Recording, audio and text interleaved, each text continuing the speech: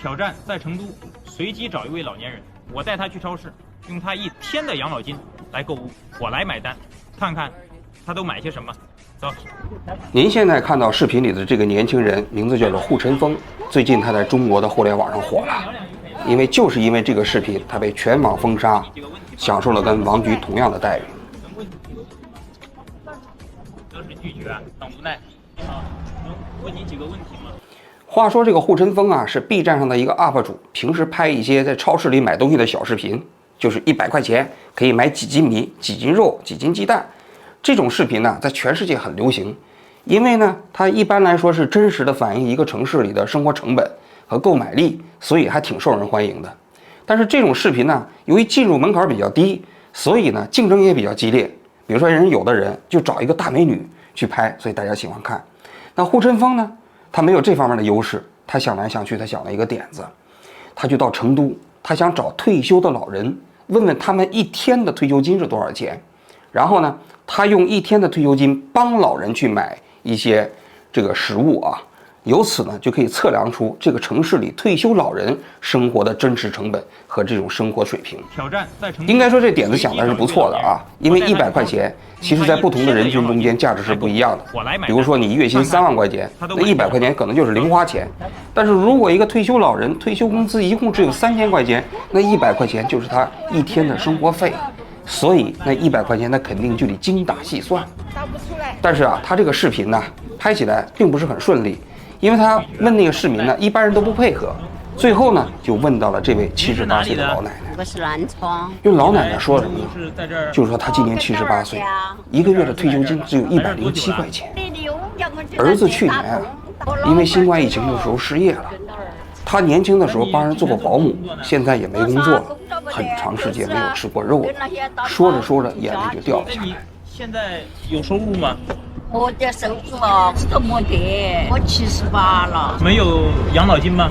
没得。那孩子现在做什么呢？孩子工程师，他有2个儿子，还在读书，要用钱。那你平时花钱怎么办呢？花钱？就是我家找他。那这是去干嘛呢？我去买个米呀。像您那之前给别人干家务那阵才300块钱一月，那阵供娃娃就想跟娃娃结婚。这样，我跟你去超市，你买什么我来给钱。这护晨风听到老人的叙述啊，这心里头一下子就不好受了，临时就决定啊，就把当时这个计划中间说是1天的退休金改为1个月的退休金，跟老人一起去超市帮他去买东西。就是1个月那个农保，107块。1个月给你107块。2个人去了超市之后啊，护晨风帮他去拿米、拿蛋、拿肉。这个时候，那个超市里的售货员啊过来问他，可以看得出来，护晨风这小伙子当时啊情绪是受到了触动。我猜他是没有想到，在成都这样的城市有收入这么低的市民，有人这么长时间竟然没有吃过肉，所以他当时在帮老人买东西的时候啊，那个情绪还有点不平静。换过来，伯伯，我们再买点，没事，多买一点。这个24，是23，家里有冰箱吧？买点鸡蛋，你吃。这一盒34块4毛1，30枚，我们给婆婆拿1盒。现在去结账，看看今天花了多少钱。我还是把钱拿了。你什么都不用拿，总共127块8毛8。我也没吃不用感谢我。看视频的这些好心人，他们的帮助，我就给您送到这儿了。这个视频上网之后啊，很快在网上就引起了非常大的关注。没过几个小时之后，这护晨风的这个视频就被下架了。再紧接着，他 B 站的账号啊，还包括这个什么其他网站的一些账号、抖音的账号，好像就都被炸掉了。那么护晨风的这个账号和视频为什么会被炸掉呢？3月2号的时候，网信办出台了一个规定，说啊，不能利用弱势群体啊进行炒作。客观的来讲啊，确实在中国的互联网上，尤其是很多自媒体，是有人利用这个弱势群体进行炒作。比如说前一段时间在广东嘛，说有一个美女，最美的美女，就因为喂那个乞丐吃东西，那乞丐没人管，最美的美女打扮的花枝招展的去喂她吃饭，一口一口喂，视频拍下来放网上。这个后来一查，其实这个美女根本不关心这乞丐，就是个炒作，就是为了拍这种所谓的反差性视频，拍完之后就走了，那乞丐照样没人管，就是用这种方式来刷流量的。在很多网上那些自媒体里头，类似的视频应该说是很多的，比如说利用残疾人呢在直播间里刷流量啊，用很穷的人呢在直播间里刷流量啊，还有人丧心病狂用孩子来刷流量。那这些在我看来确实是应该规范，涉及到未成年人、残疾人，这都有一些社会伦理和社会规范的。但是护陈峰的这个视频，他是触犯了这一条吗？我觉得不是。为什么呢？因为首先是这老人呢，他收入只有107块钱，很长时间没有吃过肉，这是真实的社会现象，并不是说恶意炒作。其次呢，护陈峰在这个整个视频过程中间，我个人觉得他也没有那种刻意的用老人的贫穷的那些内容进行炒作，只不过他是面对老人说出这个事实之后，他有一些震惊，他克制不住自己这种朴素的善意，替老人去买了一点东西，仅此而已。那他为什么被封杀呢？因为他恶意说出了事实。你以为只要是事实你就可以说出来？不是，在中国更多的情况下，你只要说出来事实，你就充满了对党和政府的恶意。有人讲了，说这老人说出这几句话戳破了很多谣言，比如说习近平不说中国已经消灭了绝对贫困吗？那老人一个月107块钱的收入，平均一天才3块多钱，显然是低于中国政府的贫困标准那就说明中国政府说的消除绝对贫困是骗人的，对吧？也有人说什么共同富裕都是假的，是吧？那这些谎言被戳穿了，那有关部门肯定是不愿意我觉得这些说的也是事实，但更重要的一点我觉得这个视频背后所呈现的那种真实的状态，是说明了中国的农民在中国的社会体系中，他就不是人。我在国内多年前做节目的时候说过，旧社会的时候，农民过着牛马不如的生活，新社会呢，如了。什么意思就旧社会你生活不如牛马，新社会跟牛马一样，但你归根结底不是人。在中国的这个整个社会体系中，农民确实就不是人。为什么？我给大家讲一讲首先，政治上，大家都知道中国有全国人大选举吧？这全国人大选举过程中间你有选区划分，选区划分的依据是人口规模。那么在人口中间就存在着一个农村人和城里人。那你知道吗？农民和城里人，他们在计算选额的时候一样吗？不一样。在刚解放的时候，1949年的时候，是8个农民才等同于一个城里人。也就是说，一个农民只相当于城里人的1/8。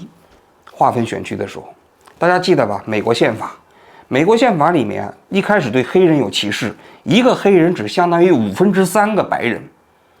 也就是说，你这个州黑人很多，但是给你划的选额不会太多，因为你黑人不算人，一个黑人只相当于3/5个白人，黑奴嘛，奴隶嘛。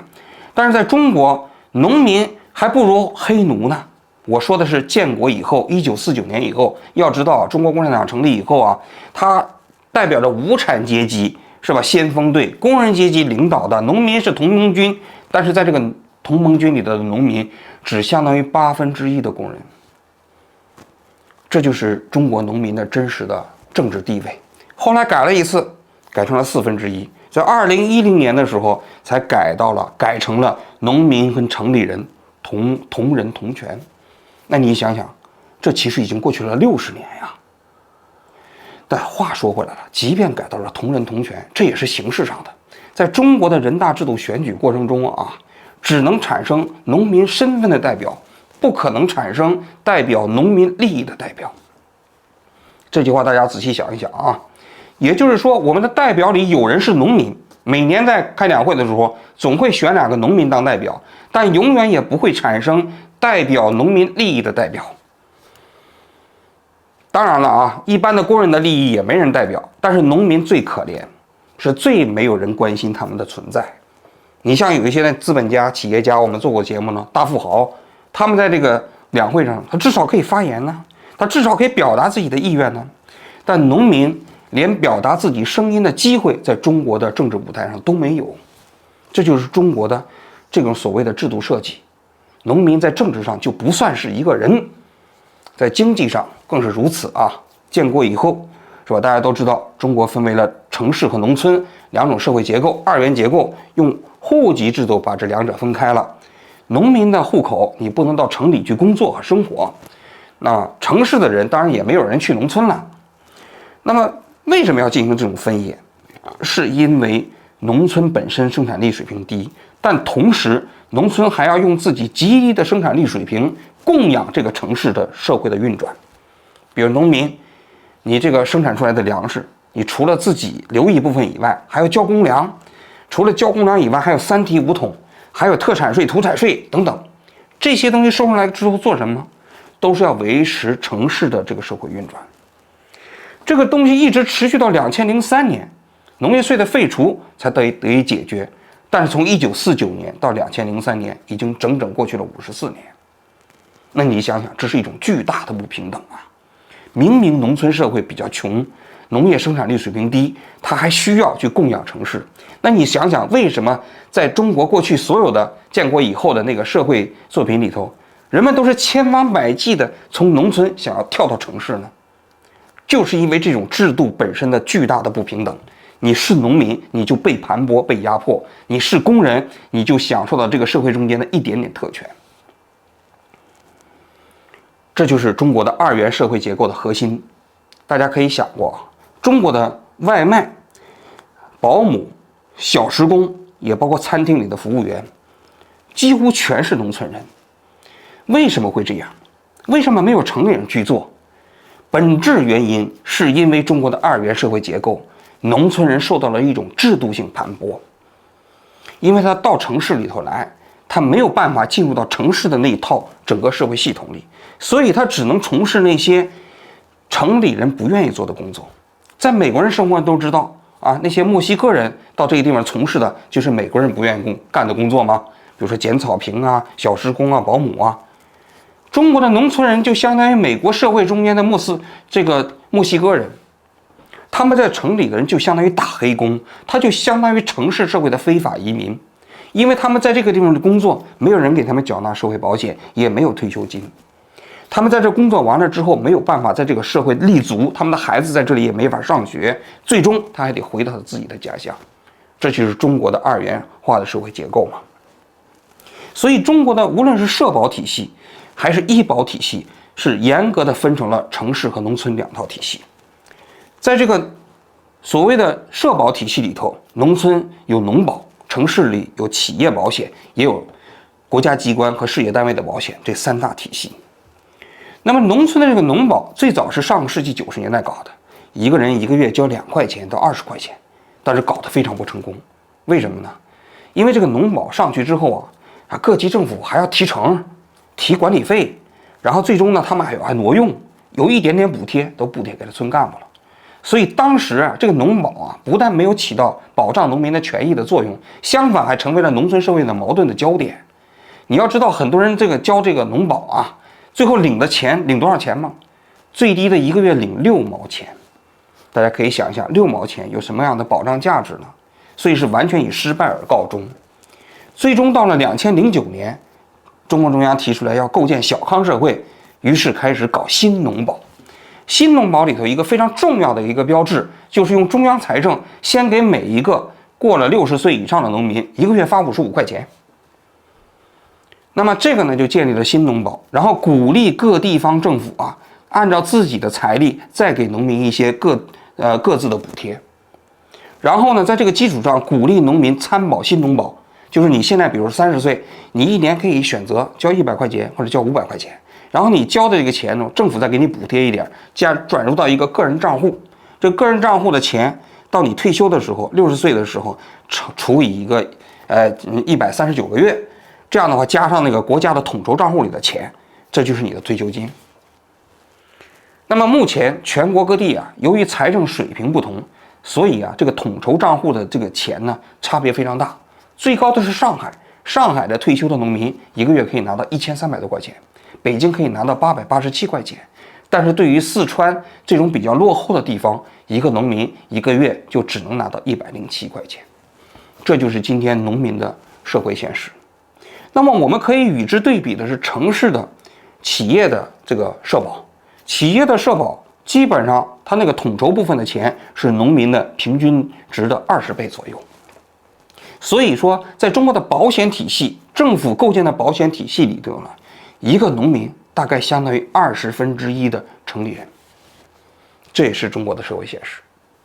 当然了，有人会说啊，说这个所谓的社保，本质上来讲是你自己积累构建的一个社会保障体系，是一个延迟支付和延迟消费。但是呢，说句心里话，这个在中国这种渐进式改革的过程中间，这个话说的有点没道理。为什么？因为这些农民呢，他们在他们年轻的时代，他们为这个国家做出了巨大的贡献，他们用他们那么贫穷的、那么低下的劳动生产力，为城市里头的反哺贡献了那么多财力。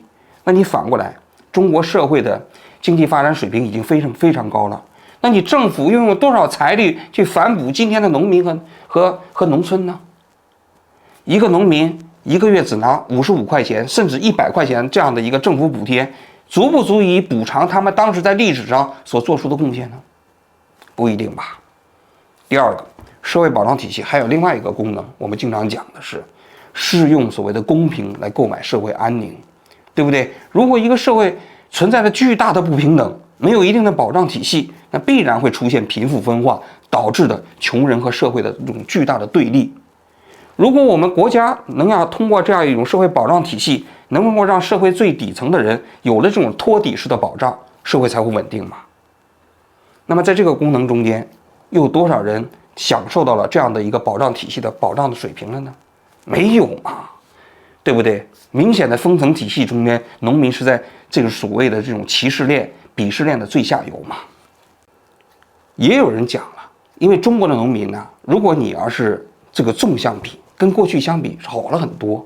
我觉得这也是客观现实，因为03年以前，你不是还得交公粮吗？你还不得交3提5统吗？09年以后，政府开始给你发钱了，一开始发50块钱，后来发80块钱，发100块钱。有人曾经做过研究啊，过去中国自杀率最高的地区就是农村，而农村自杀率最高的有2个群体，一个是女性，一个是老人。女性往往是因为遭受家庭暴力以及贫困的生活给女性传递的压力，而老人往往因为是老无所养，孩子不养嘛，失去劳动力之后啊，就成为了家庭的累赘，所以很多老人因为贫困没有社会抚养，最后自杀了。后来呢，在这55块钱的这样的最基本的农保啊普及之后，农村的老人自杀率大幅下降，所以很多农民呢自己也比较说，跟过去比起来确实变好了呀，对吧？我觉得这是社会现实。但是你发现到一点了吗？就是中国政府解决这些问题的时候啊，它都叫被称之为N次式改革。也就是说，这些问题我去解决了，我就解决了，但是它不是一种博弈式改革，不是博弈式的解决，就是农民通过主张自己的权利，最后通过社会博弈来提高他们的福利待遇，不是。不允许，只允许政府自己意识到了实在是过意不去了，这帮农民太可怜了，给他们55块钱。这是中国专制社会解决社会问题的最典型的处理方式。所以你知道为什么护城风的视频被封杀了吗？最核心的问题是，它让这些本被忽视的人群呈现在了社会面前。我想啊，其实中国农民被整个社会制度性歧视这个问题啊，不仅仅是农民自己觉得不公正啊，也有许多城市的人呢，他们也觉得不公正。但是这个问题平时呢被掩盖起来了，你看不到，你看到的都是歌舞升平。这个社会在舆论场上只允许歌颂，只允许唱赞歌，这一点护城风自己就有切身的感受。我跟你讲一个啊，你们不知道的事儿。我在我第一个购买力系列视频结尾，我说了这样一段话，那个是100块钱购买力，因为买的东西很少嘛。100块钱能买的东西很少。我在第一个视频的结尾，我在当时拍的那个超市，我就说了，我说我是有感而发的啊，我说这个社会并不是人人都能一天挣100的。那么那些挣不到100的那些人，他们的生活该怎么办呢？然后我当时就抛出这样一个疑问，这是我当时的原话，我就剪到了视频的结尾。这个视频播放量到60万之后就没了。后来我就想，我这个视频哪里不行？你们猜怎么着？我说完你们都会生气。我后来把我这段关心比我收入更低的人，关心社会弱者的这段话给删掉了，然后加了一段爆赞，这个社会太好了，太棒了。然后这个视频的播放量到了160多万才没的。也就是说什么？你不能关心那些弱者。护城风啊，这段话说的挺好的。关心人呐，其实在专制社会下是一种特权。普通人其实你是没有权利关心比你更弱势的人的，因为只有封建的家长才有权利表达对那些人的关心。你算老几？你要关心那些人？如果你去关心那些人，不就是证明政府在这方面失职吗？而且还有可能在政府之外构建另外一个普通人心向往之的体系啊！不是完全依靠政府也可以解决问题。但是在专制社会中间，最重要的一点就是全社会都必须把解决问题的核心交给政府，不允许交给其他人。所以你可以看到了吗？你关心别人也是罪过，这是第一点。第二点，你关心别人就意味着平时大家都以为中华民族已经伟大复兴了，我们马上都跟美国平起平坐了。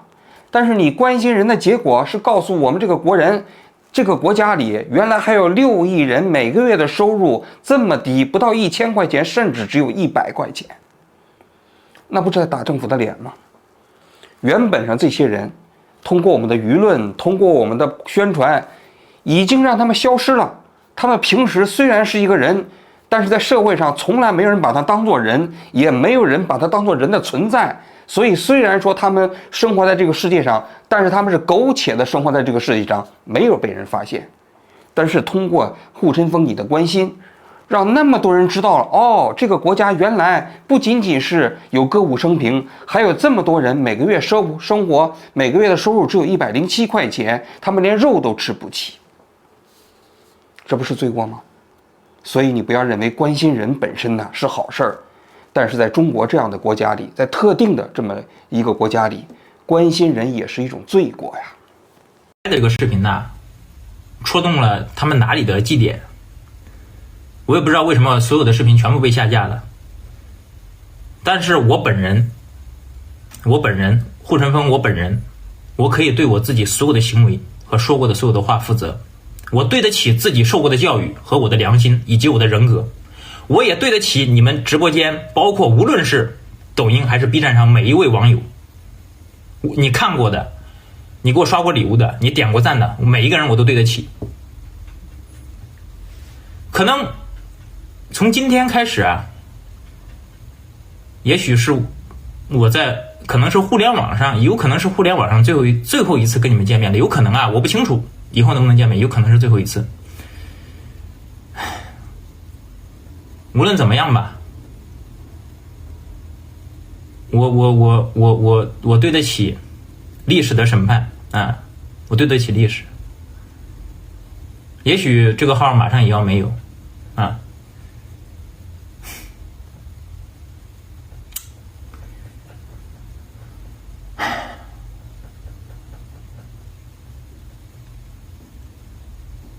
护城风他自己曾经说过啊，他其实就是个普通人，他拍这些视频的目的就是想赚钱，无非就是把自己的流量做起来，做直播间带货。我也看过他在直播间里带货，还跟那其他的那些 UP 主还跳舞，挺拼的。但是他跟别人的区别是什么呢？就是他在赚钱的过程中间一不小心留意到了这个社会中间存在的真实的苦难，并且把它记录下来，于是他犯了忌，于是他被封杀了。在中国这样的社会里，说句心里话，如果你活得没心没肺，活得有的时候挺好的。但是假如说你还残存一点正义之心，残存一点是非之心，还想对这个社会中间的弱势群体、不公平的事情发表一点自己的看法，还想关心一下那个社会底层人真实的苦难，那你就危险了。护城风的命运其实就是最好的例子。好，我今天就讲到这里，谢谢大家。我78了，没有养老金吗？没得。那花钱怎么办呢？花钱，就是我想找他。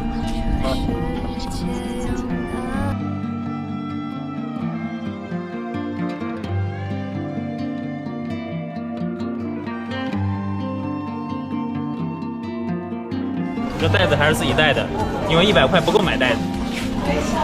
这就是100块钱的购买力：1盒鸡蛋，2盒牛奶，4袋挂面，400克猪肉，1袋抽纸，1袋草纸。100块能买到的东西比我想象中还少。我想这个社会还有很多人一天的收入是不足100块的，那么他们每天吃喝拉撒靠什么去买呢？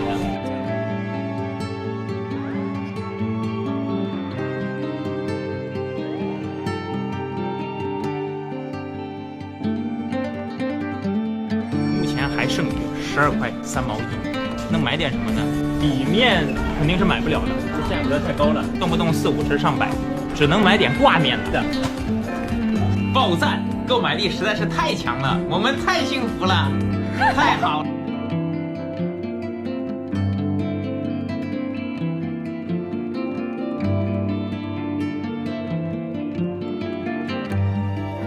也就是说什么？你不能关心那些弱者，我为我说的话负责。负责，